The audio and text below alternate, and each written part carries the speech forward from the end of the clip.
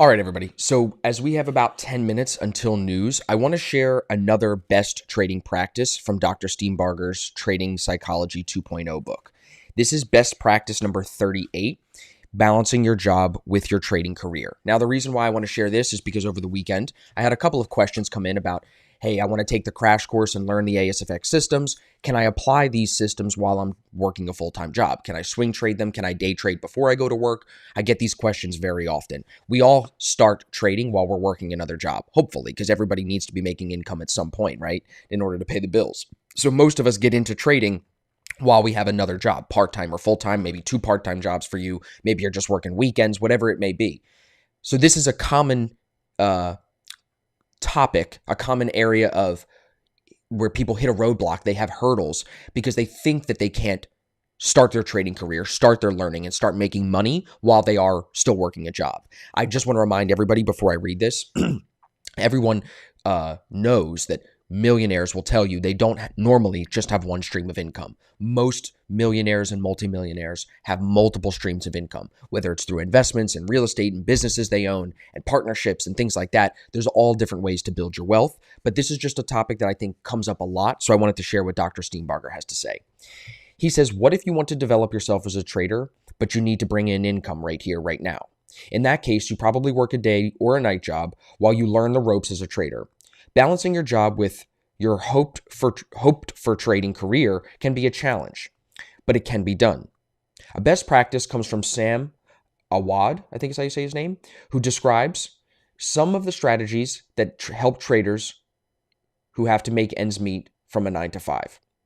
He says, in my mind, the real unsung heroes of the trading world are the people like me, people who love markets, people who are invigorated by the intellectual pursuit of extracting money from the market, people who are willing to put their hard-earned capital against Ivy Leaguers, former Division I athletes, PhD mathematicians, computer scientists, and more. The people who are just nutty enough to do it while at work.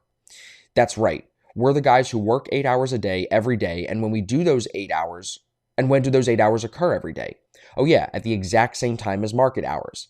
And yet, for the love of the game, for the love of the dream, for a new free life, we persevere. Over the years, I've become an expert at this. This guy, we're talking about Sam here. Sam says, I faded liquidity spikes while yawning through Monday morning meetings, navigated Fed speeches and pylons during forklift training, caught a lucky bounce off a morning support level during a conference call, and given it all back rolling the dice on non-farm payrolls on a casual Friday. And us Forex guys could definitely relate to that, right? Especially the new guys who come in and try to gamble on NFP, taking trades on both sides of it, trying to just trade volatility. There's no strategy to that. He said, through it all, I've compiled quite a few methods of which to achieve trading at work mastery. So if you're trading at work, if you're trading part-time, write these down. Number 1, negotiate an earlier starting time.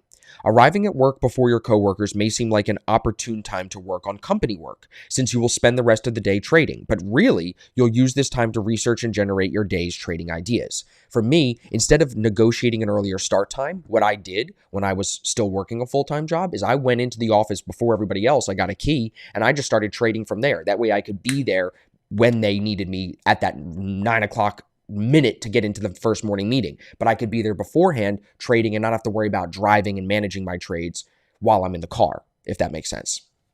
So that's number 1, negotiate an earlier starting time, or do what I did, get there early and start your trading before the workday. Number 2, volunteer for special projects. This is the best way to ensure you will always have an excuse for not getting day-to-day work done, and you'll look like a hero volunteering. What do you do for those special projects when they come due? Don't concern yourself with that right now. When that day comes, let your future you curse present day money making you. It'll be worth it. So he's basically saying volunteer for special projects that don't have little tasks that need to be done every day. Maybe something that you could do on the weekend when markets are closed, but then still get the work done and get that submitted to your boss at the full-time job. So number 1, again, negotiate an earlier starting time. Number 2, volunteer for special projects to free up some of your time. And then number 3, and this is the piece de resistance, he says. If at all possible, find a software program that looks similar to your trading platform. It could be software that creates productivity analytics or sales, or in my case, temperature and humidity monitoring. Just get everyone in your office used to seeing those nice red and blue bars on your monitor, and boom, you've just bought yourself valuable screen time in case you're trying to hide the fact that you're looking at charts. Now, Steenbarger goes on to say Sam's advice may not work well for job longevity, but it captures a challenge that many people face when they are first learning how to trade. When I began to day trade intraday, I was teaching and running a student counseling program at a medical school.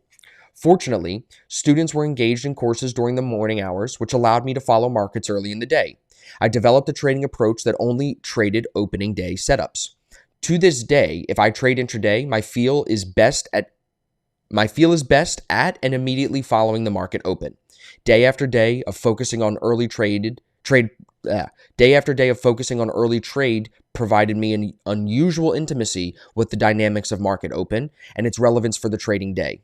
The need to maintain normal working hours is where stimulated trading and ability to replay the market day can become extremely useful. Once I finished work, I replayed the market day on my platform and practiced trading with real prices. That permitted me to gain a feel for markets without jeopardizing my work during the day, which I loved. So there you go. Simulated trading can also be a help. I was also able to use evening hours to print and review charts, observe market patterns, and learn valuable lessons that have stuck with me to this day. Creatively integrating the work you do to bring in a paycheck with the work you do to learn markets is a best practice. Whether it's by extending your time frame and making decisions at the market close, or rehearsing shorter term trading by using replays to see how patterns set up and reoccur. It is possible to make trading fit into an existing job and career. It's just a matter of how bad you want it.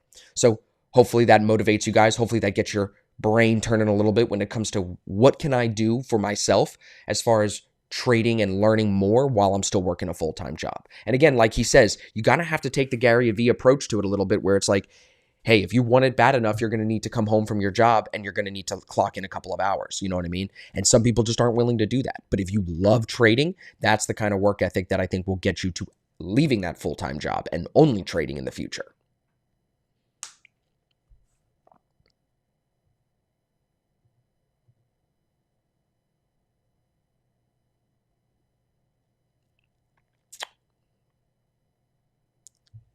Cool. All right, so we are 3 minutes away from news.